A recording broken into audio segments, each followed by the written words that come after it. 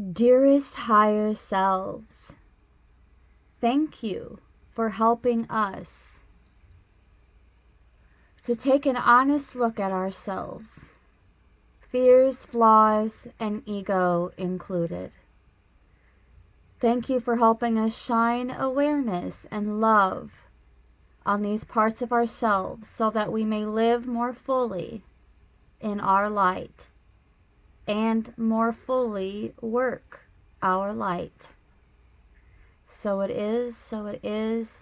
Thank you, thank you, thank you, and so it is.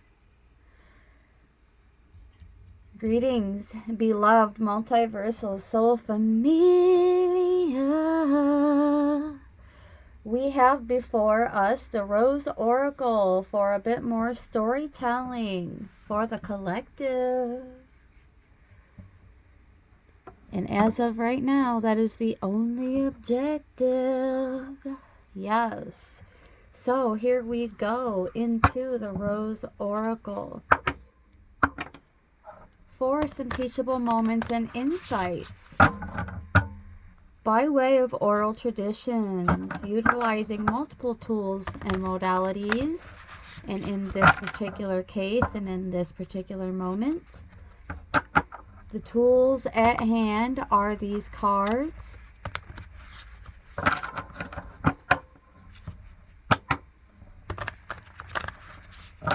Telling a bit of a story.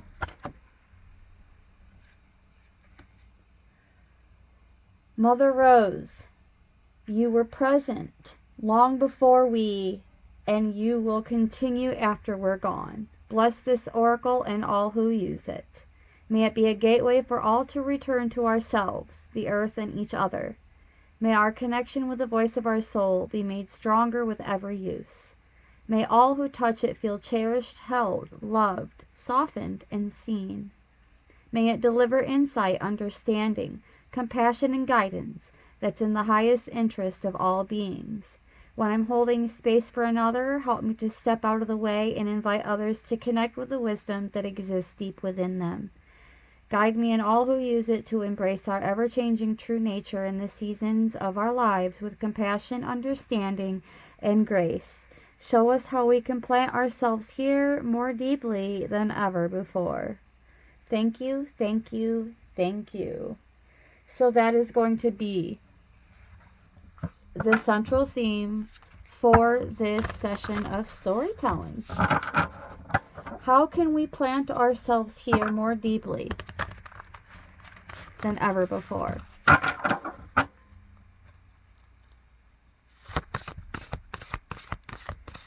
Whatever comes out, comes out.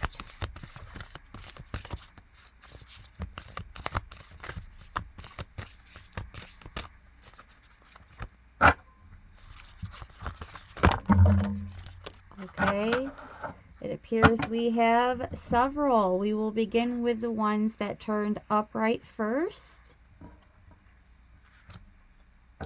So we'll go, okay, 1, 2, 3, 4, 5. Okay, we have 5 cards on the table. Symbols of change, beginning with healing the mother line. Time to grow up.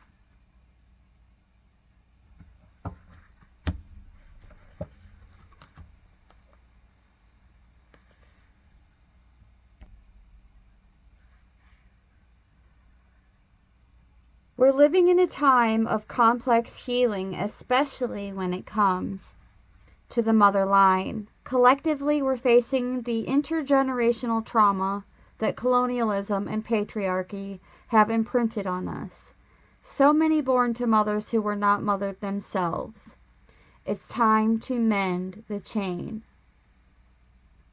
So many of our ancestral lines have experienced brutal persecution and separation from the sacred feminine.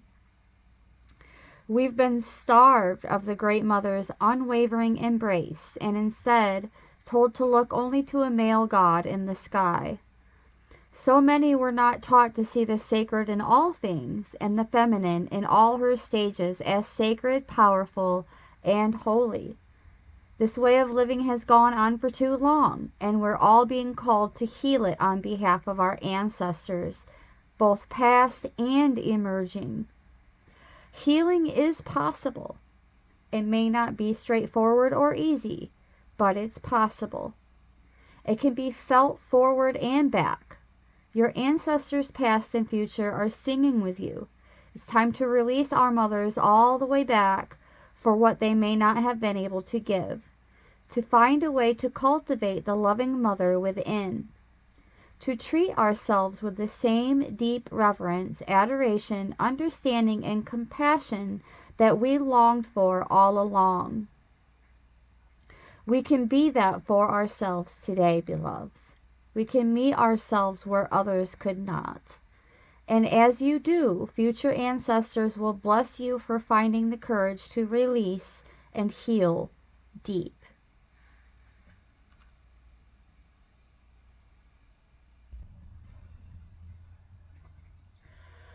Now, we've all heard of daddy issues.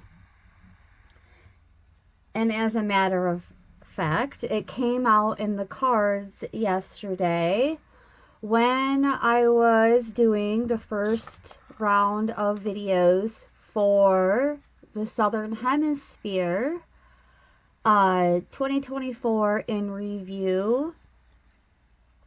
So it's interesting that today this card came out. As the mother wound is not as popular of a term being tossed around, yet it still significantly impacts relationships in our adulthood. When you receive care from a mother figure but not emotional support, we call this the mother wound. And the reason why it has such a impactful effect on us in childhood and even later in life is that it plants seeds of self-doubt in our minds about our worth, trust, and even safety. And this form of pain body and distress, or what we perceive to be distress, experiencing the mother wound is not something that we talk about often. If anything, it's kept hush-hush. Being able to even recognize when there is a mother wound occurring is difficult in and of itself, let alone wrapping our heads around it and moving onward with the intention of healing from it. We require to take steps that we wouldn't necessarily take in other aspects of our lives. And this includes finding the right support system, as well as having access to the knowledge and the practical steps on how to heal from these experiences.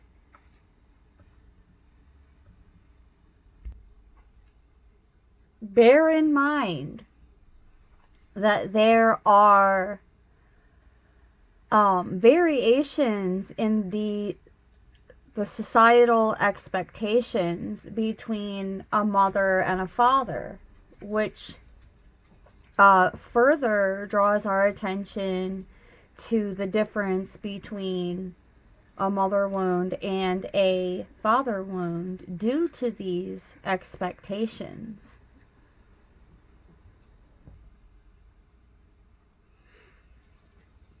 Oh, goodness.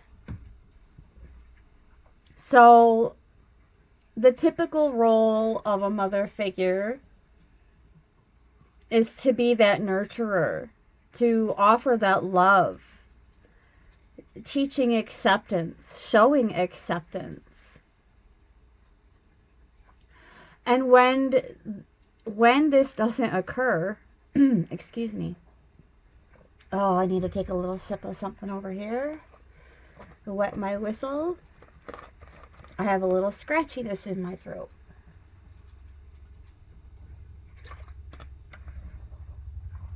All right, moving along.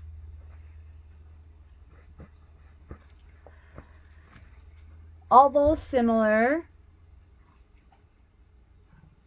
due to a major factor that these perceived wounds rise up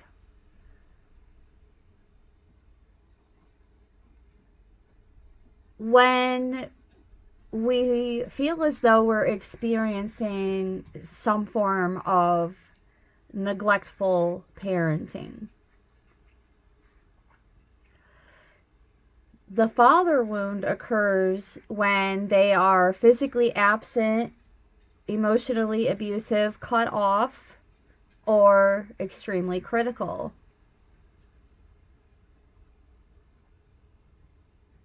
And regardless of which parent is our primary caregiver, primary nurturer, and regardless of where these experiences come from, growing up with this attachment wound can affect us in numerous ways, beloveds, including how we form relationships with others, as well as recognizing and tempering our own emotions.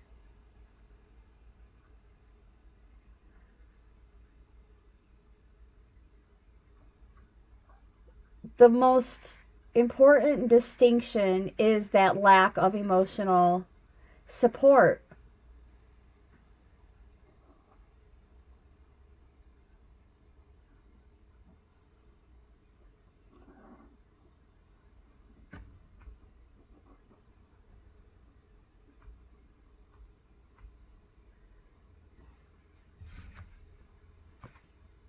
The next card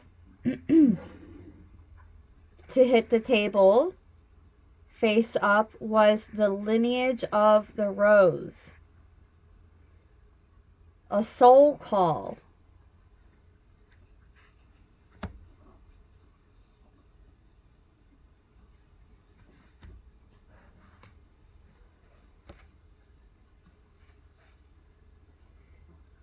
Let's see, page 90.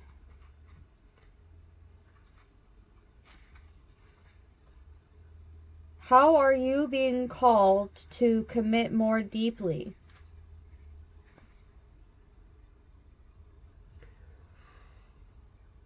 Well, there are practical steps, especially in terms of healing this mother wound. And the most important and the number one step in doing this is communicating your emotions. So, sharing the issue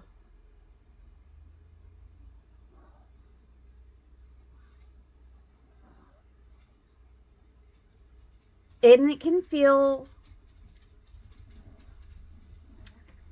exceptionally difficult. As many of us were taught how to recognize or manage our emotions in ways that didn't necessarily involve these types of attachment wounds.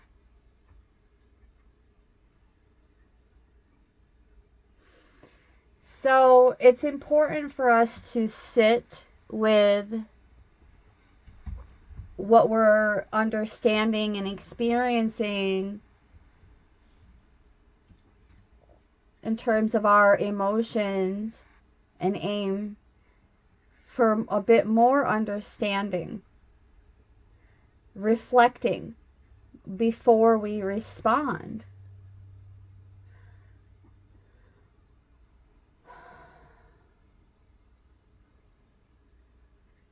considering how we feel about these scenarios and asking ourselves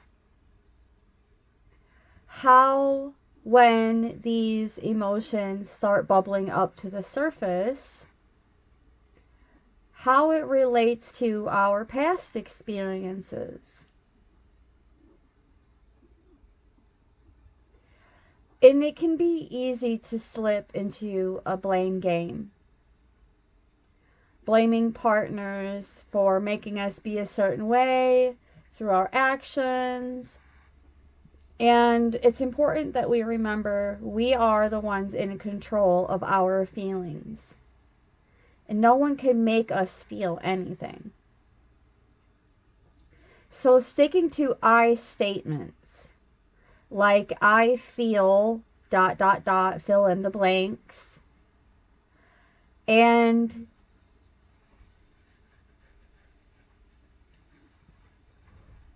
using a more calm approach. Nobody likes to be yelled at.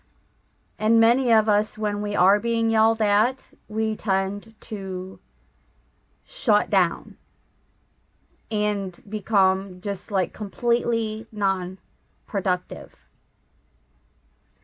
And it's like saying when the teacher starts yelling, the students stop listening, which is the opposite of the perceived outcome when yelling.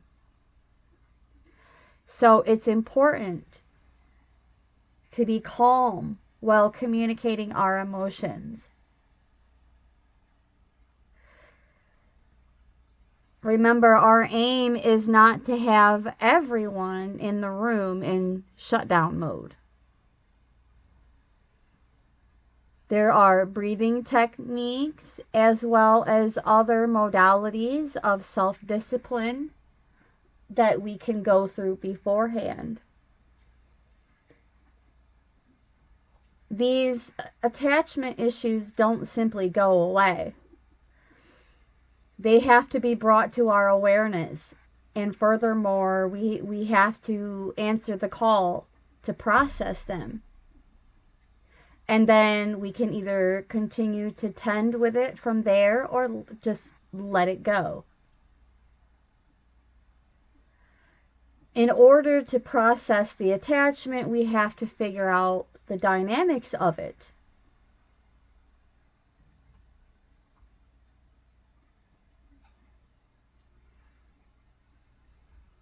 Accepting our inner child as well as our lineage. This low-level spirit of self-doubt is one of the most common experiences with this type of attachment issue. So learning to accept ourselves and our inner child is crucial. But also showing grace, understanding, and acceptance of our ancestors who came before us. Working hard to break those unhealthy patterns.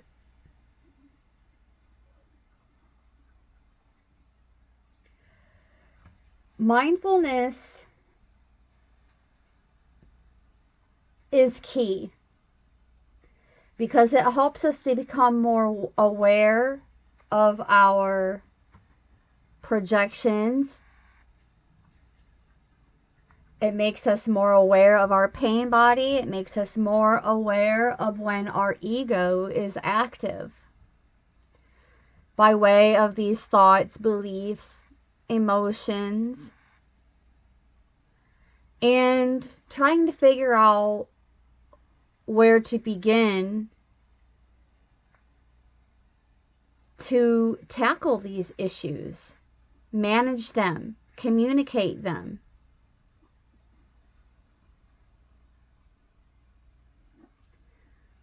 There are some inquiries with this. What are you feeling at this moment?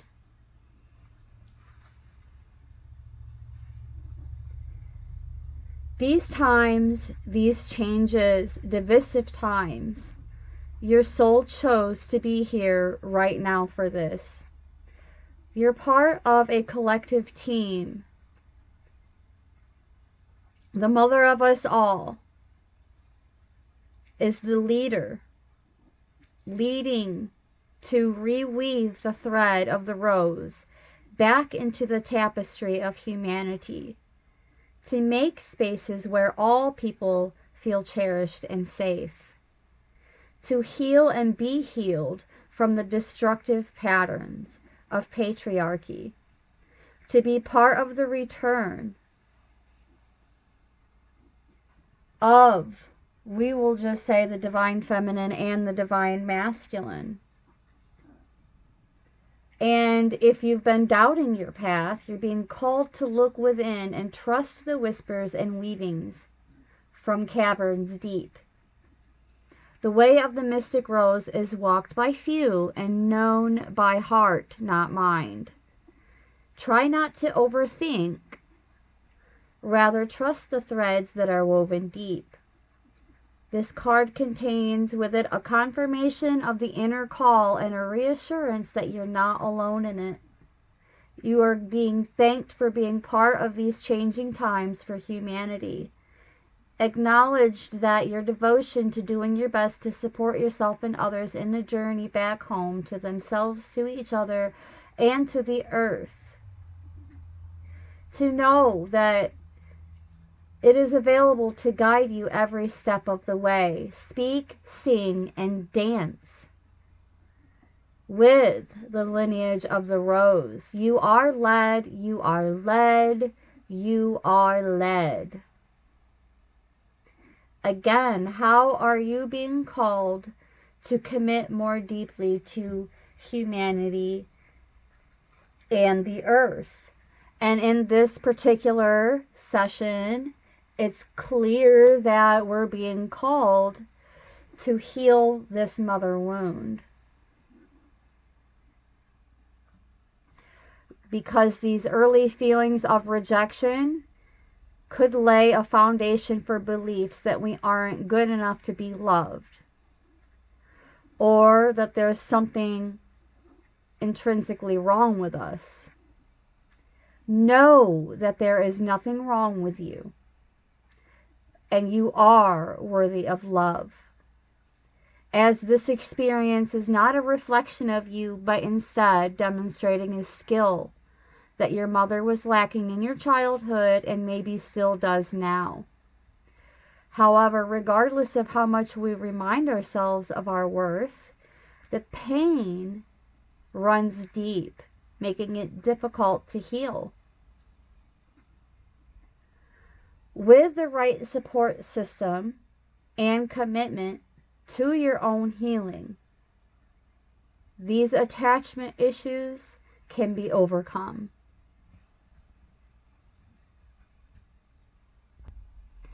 Y'all, I cannot even make this up. The next card and the first one that was facing down when it hit the table is the child within. The inner mother. Innocence, gentleness, and tenderness.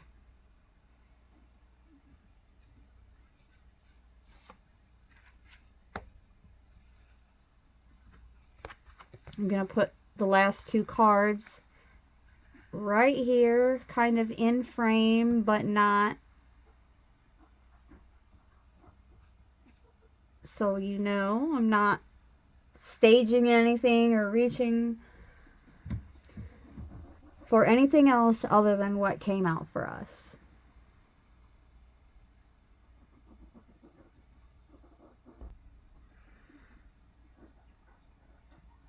To understand, the best way to think of this attachment issue is a loss or a lack of mothering.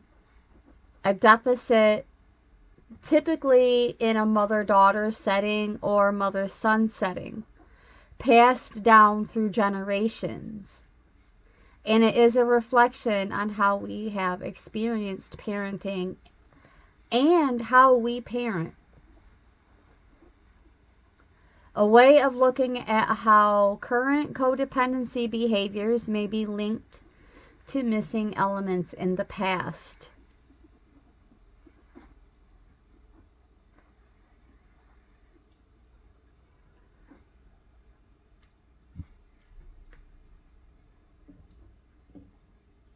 Never feeling that you had your mother's approval or acceptance, looking back on your childhood.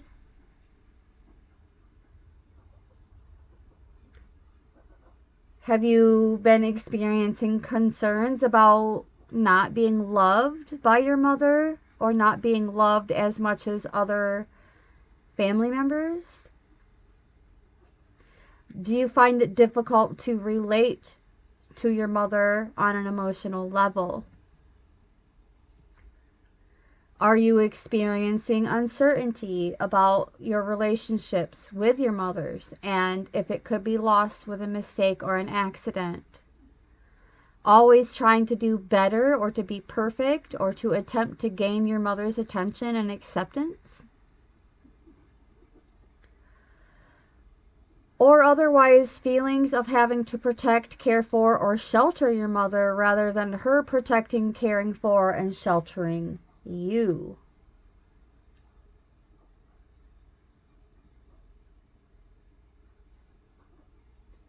There are steps that we can explore. With the right support group catered specifically for you and your needs, it can be instrumental in healing that mother wound.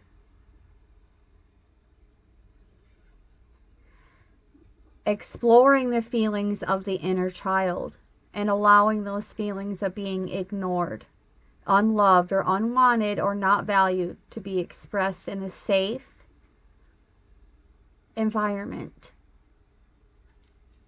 Validating and loving ourselves creates a positive emotional and mental picture of our lives.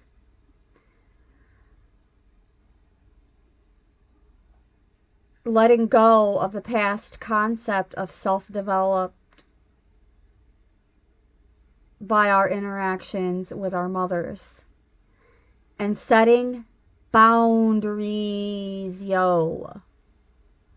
Setting boundaries. Creating a relationship with the mother that is based on your needs and the ability of your mother to change and contribute to your emotional needs in a more healthy and fulfilling manner. It's important, though, to work through forgiveness, being able to let go, detach from both the codependency and the outcome of the healing.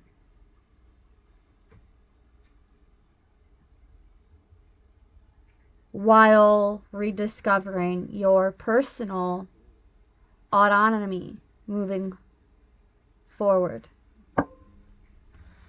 Let's read from the guidebook about the child within.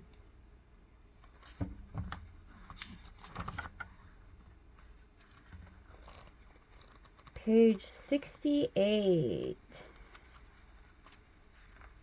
The inquiry for this card is, how can you tenderly tend the child within? We can be so hard on ourselves, expecting to heal according to a schedule and beating ourselves up when we make a mistake. The Rose wants us to release all hardness from our bodies and all hurt from ourselves, to find a way to soften. To remember that no matter what has happened, is happening, or will happen, we're all innocent children of the stars and the earth. The flowers are here for us. They're a safe, soft place to remember. They want you to nurture the child within. This is a card of gentle reassurance and compassion. It brings a message of gentle understanding and tenderness. It reminds you to treat yourself like the innocent child that you are, to take your inner child and let them rest deeply in the soft petals of your heart. We all have a child within us who at some point went into exile because they were hurt or because the world didn't feel safe. And no matter how much we've grown, when we as adults are hurt or triggered, it's normal to regress to this age and feel overwhelmed by the original emotion. And while we can't change the past, what we can do is scoop up the child within and place them in the soft petals of the rose of our own heart.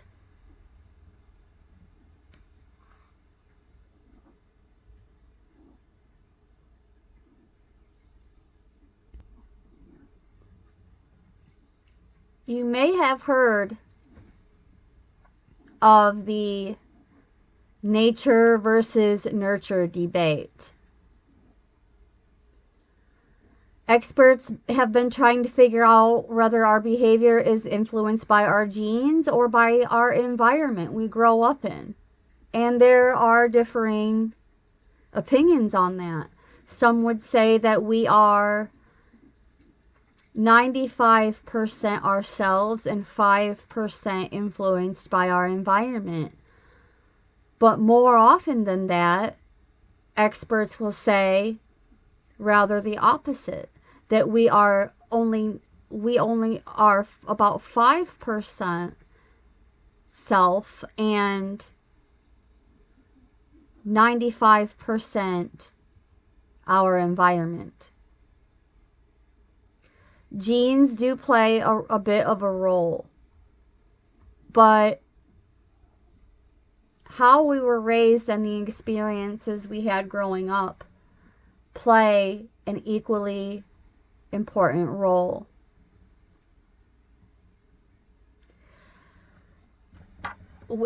It seems to me, without exaggeration, that all of us had somewhat difficult childhoods or had parents who were like emotionally distant, not quite as loving as we were growing up to expect.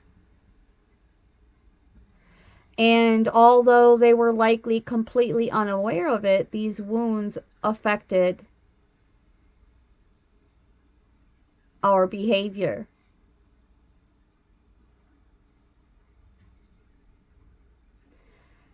Experiencing immense and deep-rooted effects, hampering relationships, behavior, and we could all use a bit of healing. Starting by creating that sacred space that we can go to free ourselves. Separating ourselves from the mother. Not physically, but emotionally and mentally.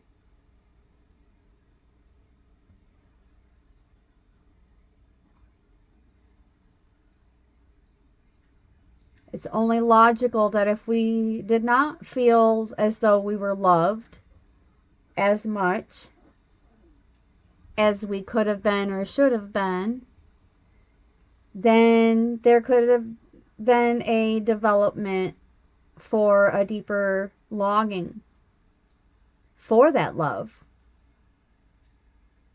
But preventing you from creating that space necessary between you and them in order to gain a broader perspective.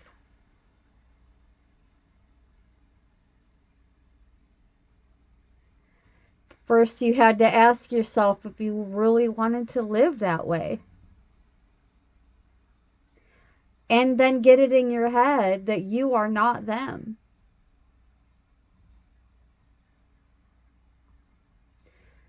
And by realizing that you are not them and creating this separation that paves the path for healing, there are several ways that you can get started from there.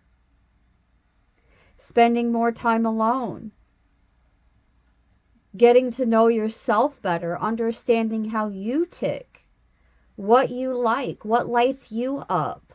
What you don't like. What are your triggers? And so on. Paying attention to your passions.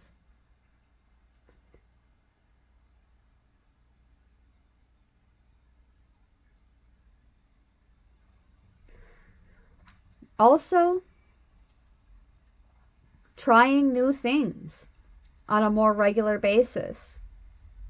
This will help you get to know yourself even more and assist you in healing those past wounds. You're also being guided to not be the one to take the blame as much as you're being guided to not point the blame finger. As we more often than not blame ourselves for circumstances like that. Feeling at fault in the way things turned out. Questioning if things would have been different if you would have done something different. And it's completely natural to feel that way. Whatever natural or normal or any of that really even means. It's not okay to blame ourselves. It was their responsibility to take care of you and love you unconditionally. And it was their choice to be detached.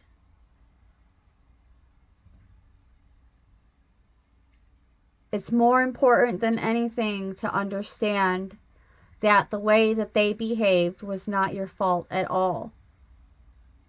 And you didn't do anything wrong. And you most certainly are enough. You deserved love then, and you deserve love now.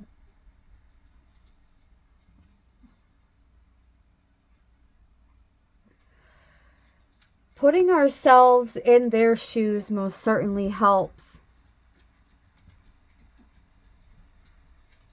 And although I've already gone through these types of processes,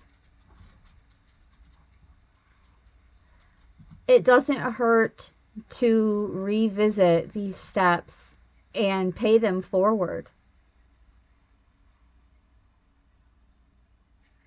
Becoming your own best friend.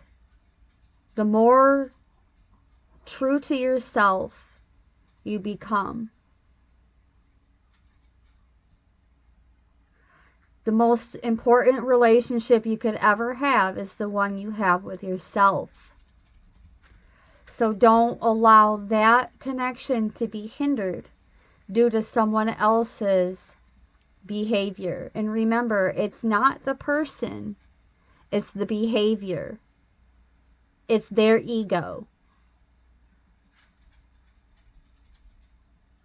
There are parents critical of their children, no matter how good they do. There's always a flaw to be found, or a comparison.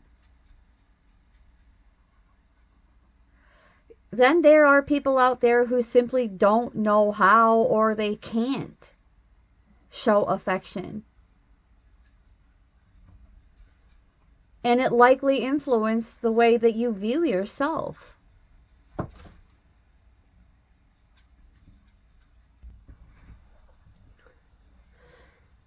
It really is no surprise when we are most critical of ourselves, very hard on ourselves. But let's keep this more focused on you as the collective, as I step aside and allow my higher selves and intuitions to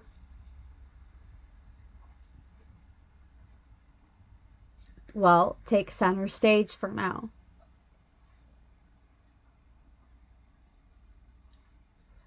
If you're caught up in this self-critique, it's time to stop.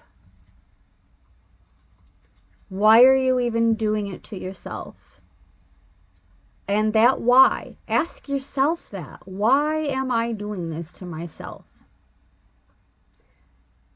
And you will see how powerful that inquiry can be.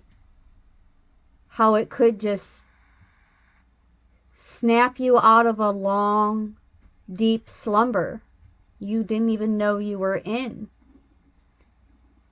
And furthermore, take action towards that change and that healing. Acting as your own best friend on behalf of yourself.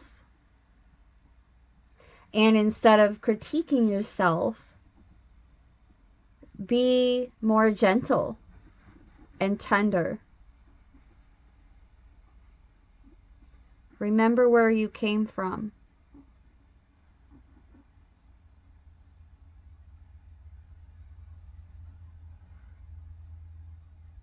What would you say to yourself if you had like a carbon copy of yourself sitting in front of you? What would you say to them right now? Sit with them. Care for them. Nurture them.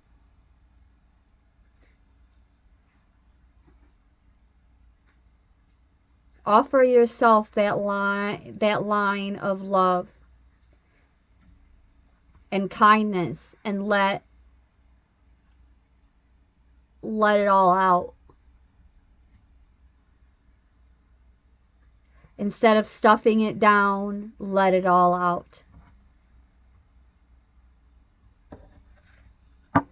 Let's go into the next card. We have 2 left, and the next one up is Sophia. Divine plan, wisdom, intelligence within, and destiny.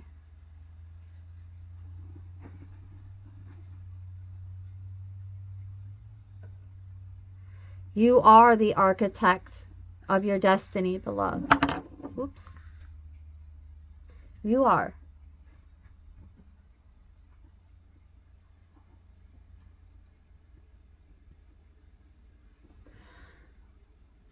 You might have spent years stuffing it down, penting up that pain. And you might even be aware of it, but yet afraid of confronting it. And the sooner that you let it all out, the better it will be. And you are and shall be on your way to healing. You will feel so much lighter crying it out, releasing that emotional storm.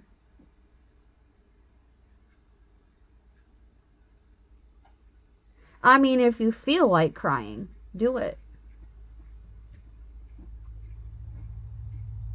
And just know that it may take several times of sitting with yourself in this manner.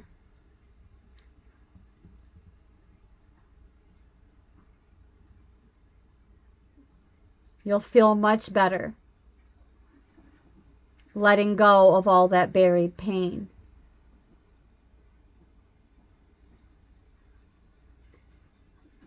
Facing and understanding reality as it is, and your own divine plan.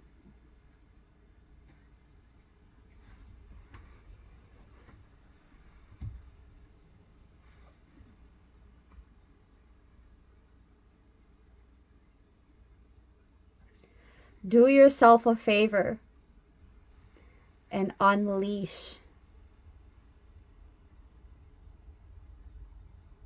Unleash. Unfold.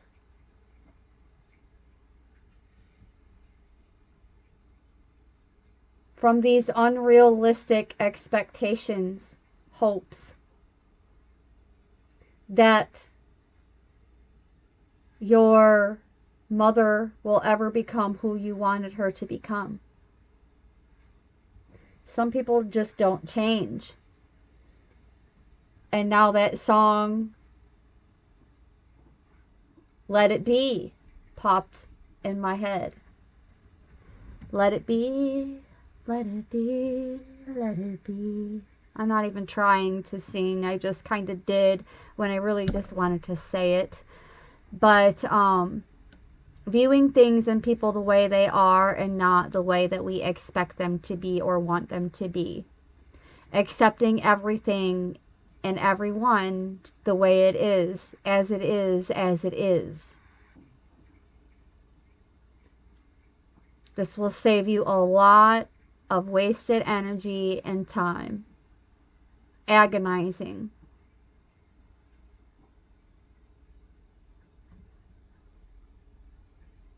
You wanted to know who they were. You want to know who they are. Well, they showed you. They showed you who they are. Now remind yourself that the effects of that are temporary. The healing is permanent.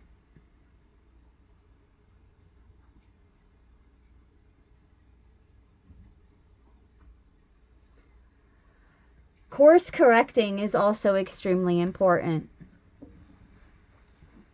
But I don't want to get too down to the nitty gritty when it comes to that. Let's take a pause from the Heartstorm and do a little reading about Sophia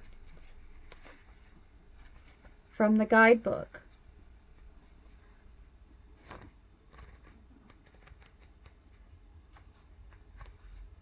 There is a transmission with this card, and it states, I trust in the divine plan.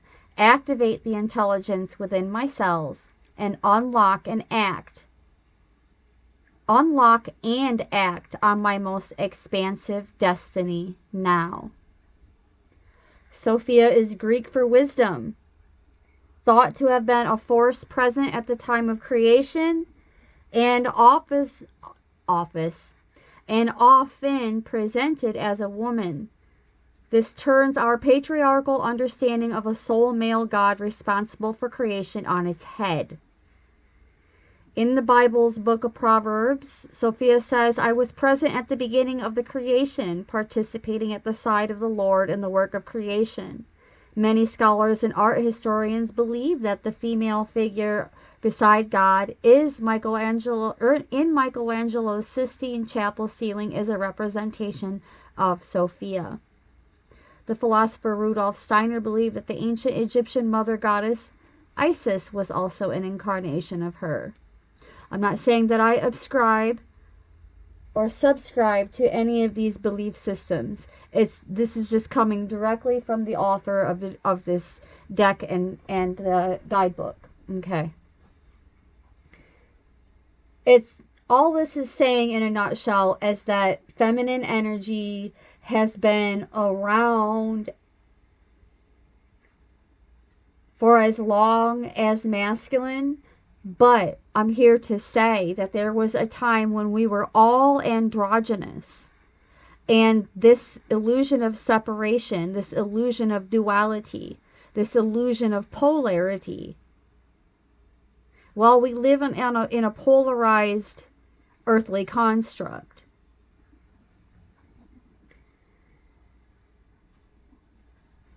The summary of this narrative is that at one time we were actually all one. There was no man, there was no woman, there was no divine masculine, there was no divine feminine.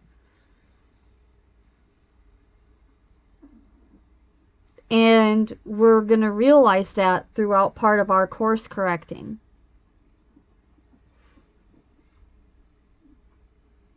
Especially if we have found ourselves starting to repeat what was demonstrated to us emotionally and to other people.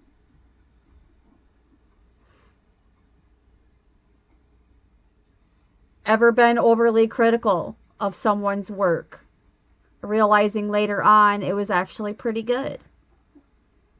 Finding it difficult to commit romantically? Are you often rude for no reason? These are traits that are developed over years due to this type of attachment issue. So it's important that we course correct. Mindfully observing our behavioral patterns and noting them, what needs to change.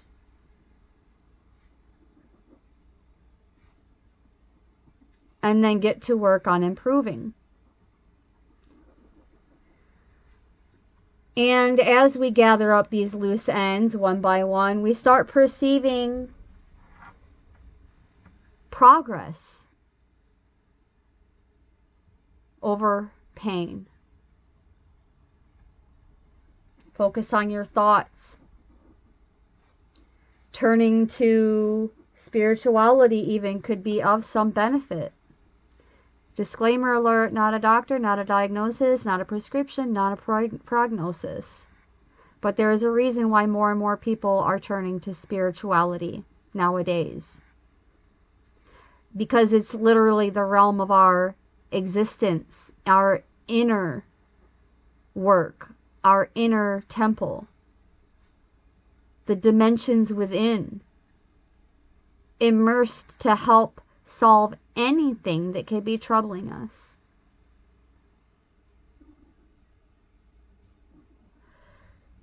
You can do your own research on what types of practices are most ideal and beneficial for you upon your own time and upon your own free will.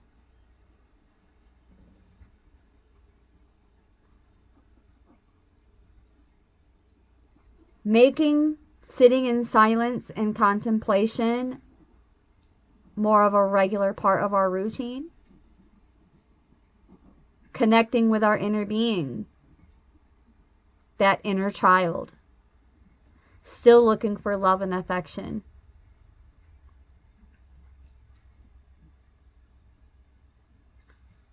As our divine plan begins to unfold, and we're realizing more and more in the unfolding of our destiny.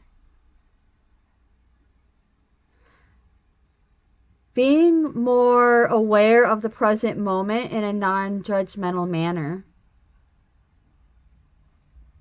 Detaching ourselves from what was going on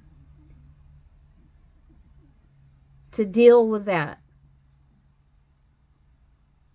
Looking into the history of these relationships without judgment. And then ask yourself the best way to course correct it. Focus on love.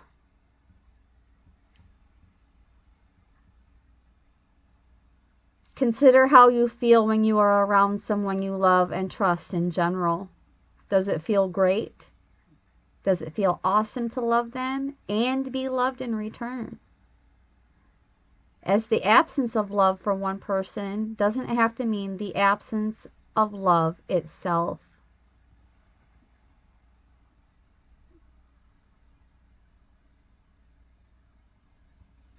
Reach out more to those you are close to. Spend more meaningful time with them. Sharing your thoughts and feelings. And doing more of what makes you feel alive. And of course, that support group, the external connections. Consider any type of setting.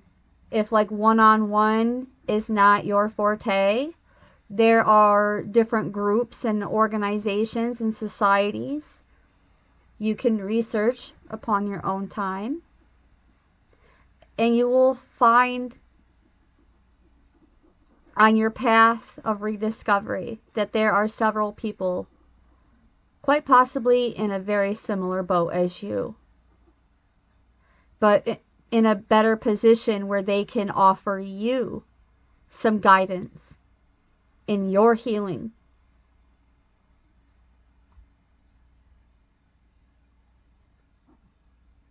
And just know, no matter how you're feeling at this moment, as this resonates with you, it's perfectly okay to feel this way.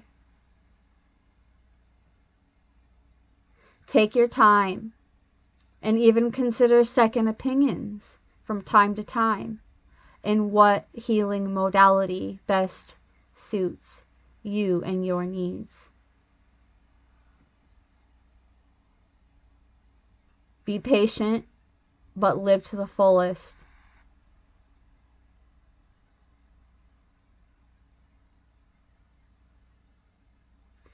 The answers to your issues will have to come from within you. That is where your feelings are generated, so you will have to be patient with yourself.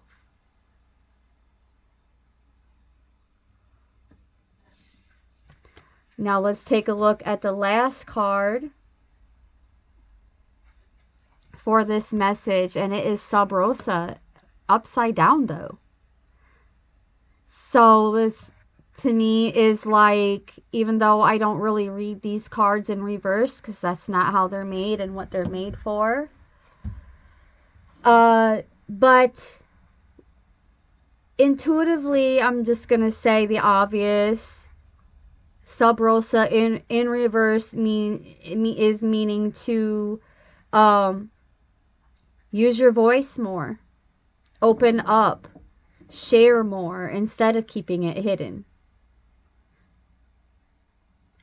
And also, by doing this sharing, it opens you up to the learning as well as teaching modalities of healing.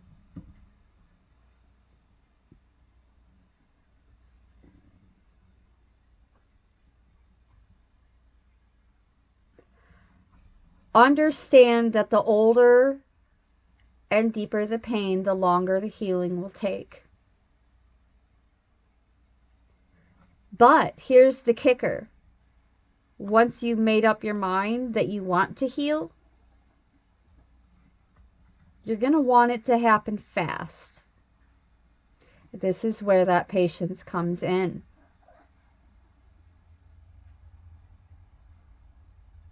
Because the answers that you ultimately seek that are best for you are going to come from within you.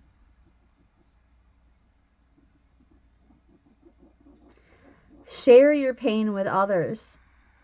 Work on improvement, self-development, self-mastery, changing your perspectives on your relationships, practicing routines, particularly spiritually, that best suit you. Create more time, like me time, for yourself.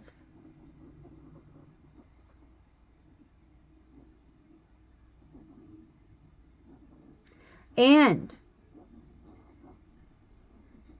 don't get mad or frustrated or disappointed if you falter.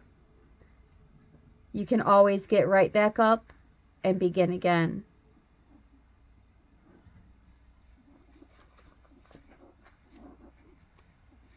Let's read about Sub Rosa to draw this to a close.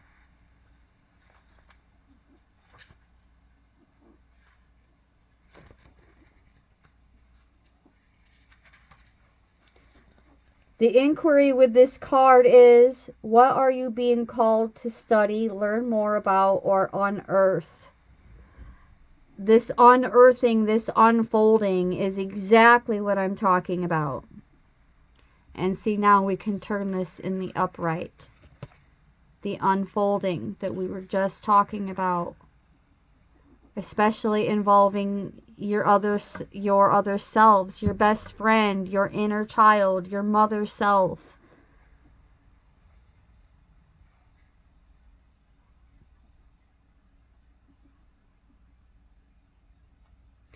The great mysteries that are available for you to uncover and remember.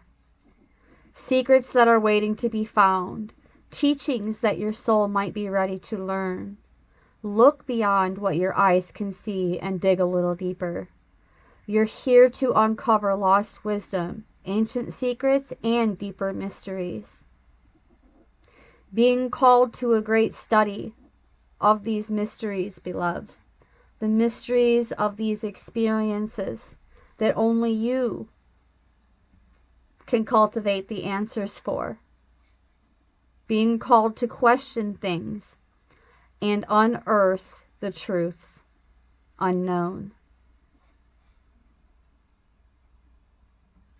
Stepping into a role as your own guide.